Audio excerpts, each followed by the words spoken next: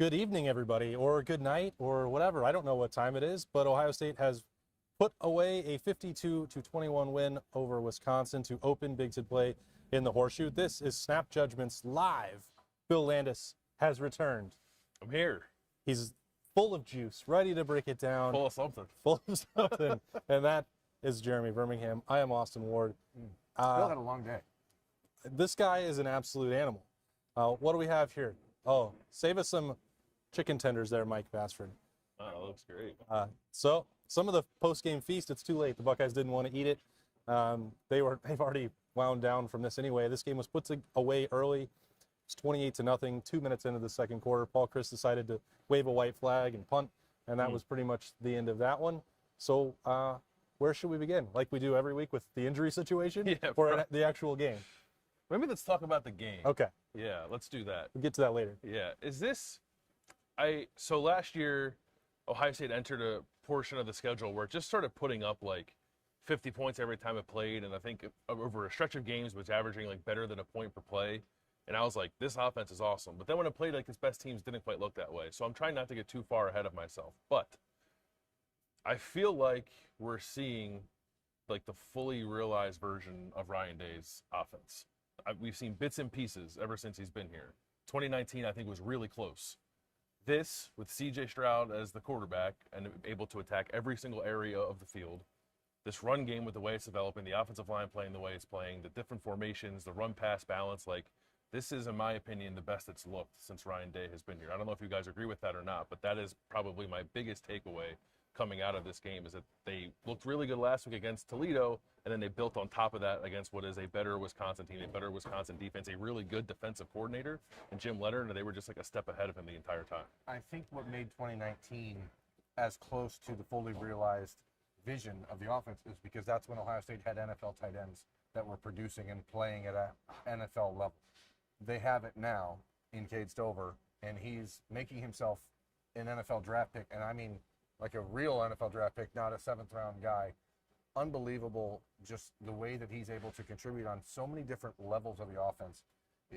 When you don't have to take your tight end out at the goal line, when you don't have to take your tight end out on 1st and 10, when you can use him in every single part of your playbook. What Cade Stover is doing for this offense, especially because the rest of the receivers, Jaxon, Smith-Njigba, obviously still not around to be able to contribute. You've seen the offense at its absolute best, and it's because they can attack you at running back, wide receiver, tight end. Having two 100-yard rushers, a 100-yard receiver, quarterback with 5 touchdowns, a tight end who, Cade Stover looked like he was uncoverable at times, and C.J. Stroud did miss him. He could have had a couple more touchdowns. Bill, I believe, predicted 3 for the tight end tonight. So close. So close to a bold prediction. Yeah, that was pretty darn impressive, and I think when you counter that with Jim Knowles dialing up the aggression, I think in that onslaught to start the game, you saw head coach of the offense, the head coach of the defense, and the quarterbacks on both sides playing at an elite level. They were dialing up different plays. They were executing to perfection, the guys that were on the field. And you just blinked, and it was 4 touchdowns up on a team that, look, Wisconsin is not the best team in the Big Ten West, but they know who they are, and they traditionally have given Ohio State some fits by just being really physical and rugged and playing within their system. They didn't do that tonight, and they never even had a chance. This game was over before it really even started. Wisconsin was missing some guys. Like, they were down both their starting tackles, right? And I think, Berm, you made a point coming into this game, like, I wonder if they're going to throw the ball more. And as the game got closer, I started coming along to that as well. It didn't really happen. They kind of just tried to run Braylon Allen up the middle, and it didn't work. I mean, it's funny because we look at the stat line, and you're going to see 165 rushing yards for Braylon Allen and think, oh, Ohio State had a tough time stopping the run. But he had 22 carries for 93 yards until the 75-yarder with 46 back. Nobody who watched the game thinks that Ohio State had any trouble with Braylon Allen. And just in general, I thought the Wisconsin offensive line did a nice job in pass pro. Graham Mertz was not, they flushed him out of the pocket a few times. They forced him to hurry up, and that led to some mistakes. But generally speaking, I don't think that the Wisconsin offense, and I guess what I'm saying that is Graham Mertz was not ready for the environment in here in that first quarter, and you could tell that it was too big for him at the start of this game. And by the time he got settled in and the crowd was kind of leveling off, the game is over.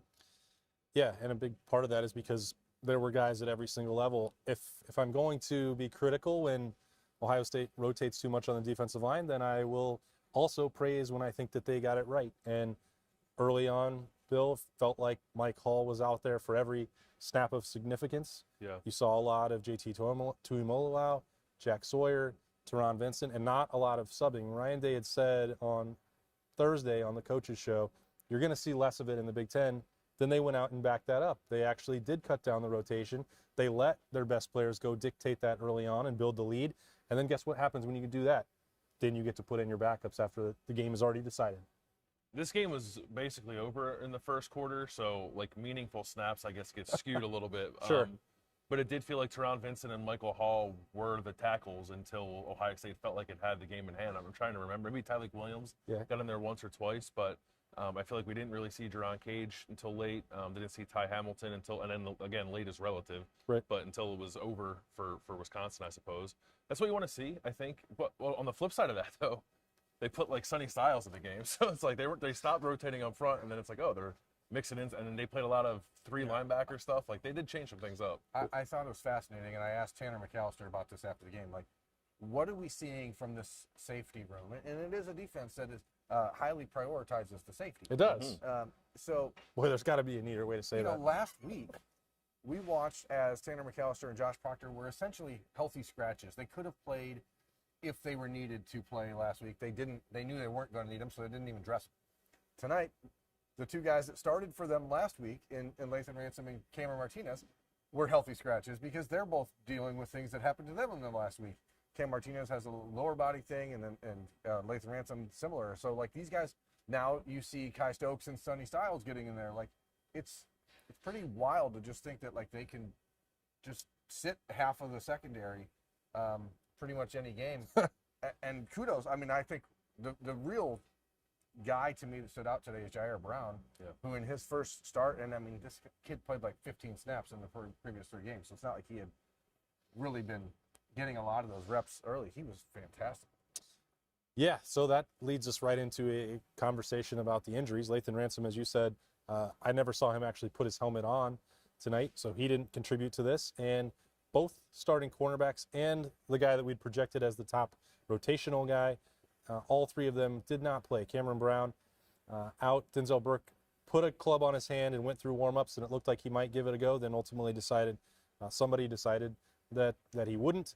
And Jordan Hancock was still out. So Jair Brown had no choice. He had to go out there and play at cornerback. I thought he acclimated himself very well. He got called for one defensive holding, sort of pass interference call that was maybe iffy. Away football. Like, I mean, he got his hands on, so I can see what the official was calling, but it certainly didn't impact what the actual play was. J.K. Johnson got the start. I don't think either of them played a perfect game by any stretch of the imagination, nor should you expect them to in that setting with that pressure on them to go perform. What we saw in pregame warmups was that, Cameron Martinez would have been next at cornerback if they got down to that point. Ryan Turner was there. Those guys were working with the twos.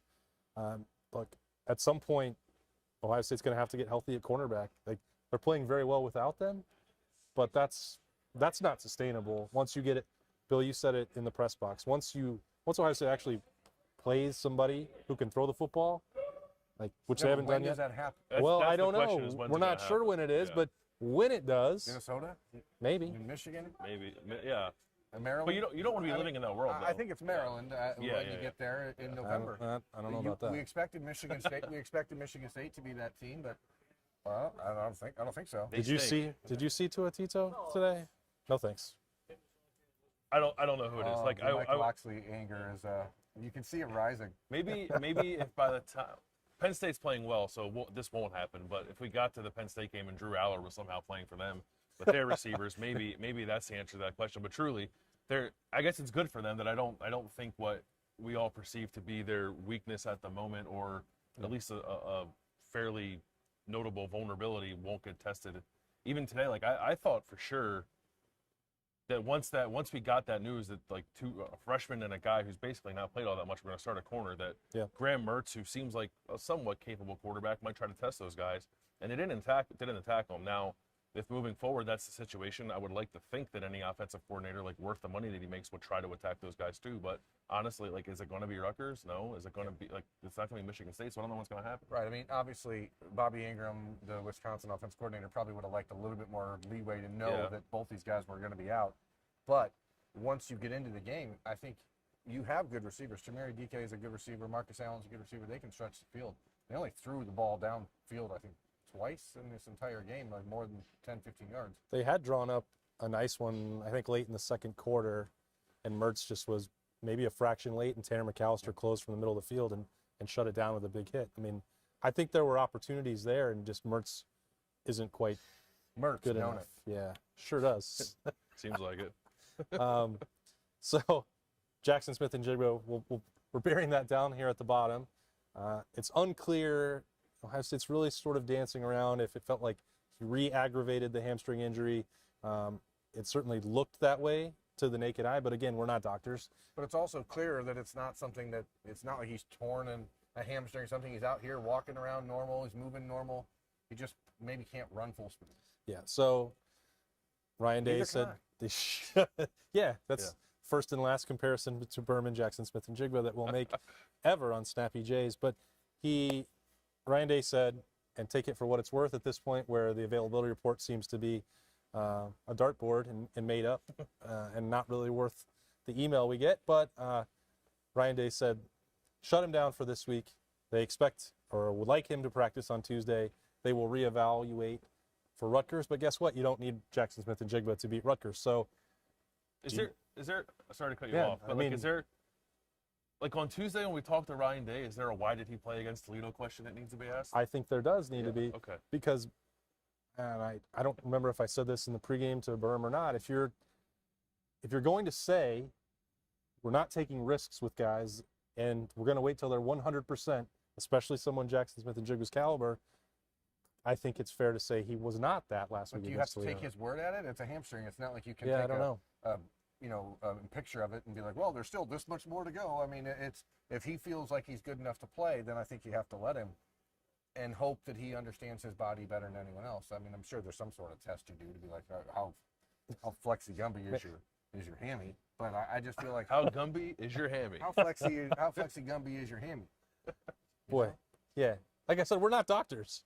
Yeah, but we should stop trying to pretend to be. We do talk football, but even C.J. Stroud thought that I didn't do that very well tonight.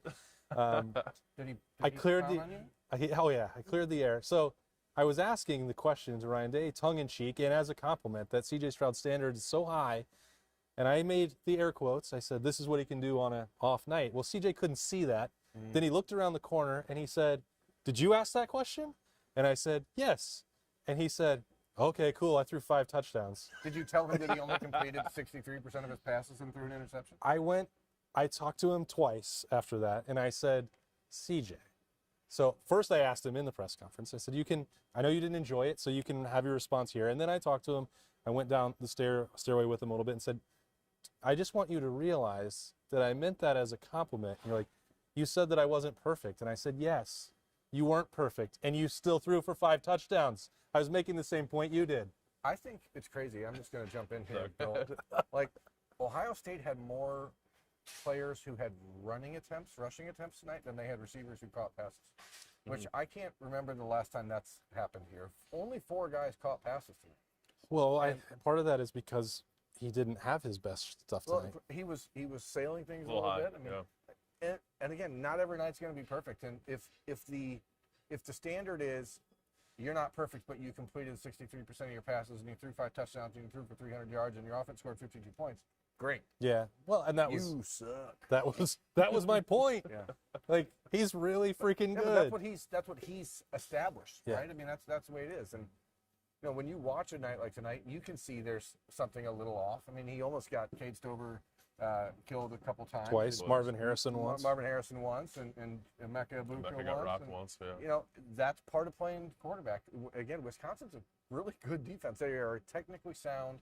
They're going to be in the right spots. I thought that, we talked all week. Like, I wondered if they would do something different defensively. You didn't see them doing a lot of the linebacker blitzing that they normally do. Mm-hmm. They were dropping guys into softer zones and making CJ beat them, and, he still did. I think they were doing some different stuff with their front, too, like maybe a little bit of twisting or taking some wider rush lanes. It seemed like at times to throw up Ohio State's offensive line, and then maybe CJ feels a little rushed, and maybe that's why the ball sails a little bit. I don't know. Like, you're right, he wasn't his sharpest. He was still like pretty awesome. So I don't know. Like, every Imagine, like, take us back to 2016, right? And we're like, man, if this quarterback is, man, I was gonna say that. Like, if that was JT Barrett's stat line, then I would have been like, yep, you should just give him the Heisman right now. This is the greatest performance in school history. Yeah, he definitely gets. There have been a few times this year where like Ohio State's been up big, and CJ's like, "Watch what I can do with this football," and I think it's worked just about every time. Even like the interception, I didn't really feel like was a force by him, and Ryan Day kind of took the blame too. He said like, I should have just ran the ball, taken the boost from the crowd as we left the field, and just gone in the halftime rather than put CJ in a tough spot in the 2-minute drill. But that one, the touchdown to Emeka, I guess it was a slant. The first one or the second one? Because the first No, one he threw to Emeka Egbuka was an absolute the seed. It was a reckless laser. No other person can or should make that throw. Well, the first one he threw to Bill's Emeka. comment. What did you say, Bill? He threw it too fast for it to be intercepted, even though there were two defenders right there. On that play, I didn't even know what happened. I was like, he got rid of it so fast that I thought there was a handoff in the backfield. And then I looked, and Emeka was crossing the goal line. I was like, shoot. Shoot. You can say whatever the hell you want. Again, though, this is what he's created.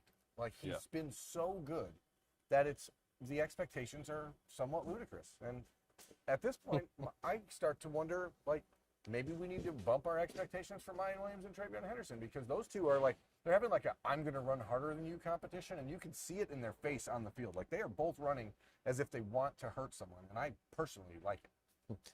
All right, did we miss anything, Bill? Did we talk about Josh Proctor? We did not. He had a hell of a He game. played really well, I thought, especially like not playing at all last week in a game where they just needed some stability at that position with the young corners. A physical game for the safeties too. Those guys have to come up a lot, and just felt like Josh Proctor was around the line of scrimmage quite a bit, sure tackling, and just like a steadying presence. So I wanted to make sure to kind of point that out. And I know you'll talk about this a lot. We'll talk about it on Monday morning's rewatch show. What an absolutely dominant performance by the Ohio State offensive line from start to finish. Pass pro, run blocking, just a bunch of ass kicking happening up front. I mean, those dudes were flat out mauling Wisconsin, and Wisconsin's got some big dudes up front. That's not a Big Ten team that you think you can just out muscle, but boy, oh boy, they whipped some ass. Man, Sure did. we doubled down on It's after midnight, boys. Wow. That's the adult tour. Adult tour. I think that's a great place to finish it with Berm shooting some finger guns at America. Thanks for joining No, us. I didn't shoot him at America. I shot him in the sky. I don't know where they were going, but they were out there. We're in America, talking to America. Reach for the sky. And it's scary hours in here. Ohio State 52, Wisconsin 21. The Buckeyes are back in here in this building against big, bad Rutgers, trying to chop down the unbeaten Buckeyes next week. Good luck to them. That's a tall task. We're going to talk about this game a couple more times on some rewatch. Got a new show coming tomorrow that we're filming that we hope you like. Won't spoil that. And then we'll be back in Roosters on Monday, and then everything else that you come to expect from the podcast daily as we get ready for that next one in here in a week's time. That's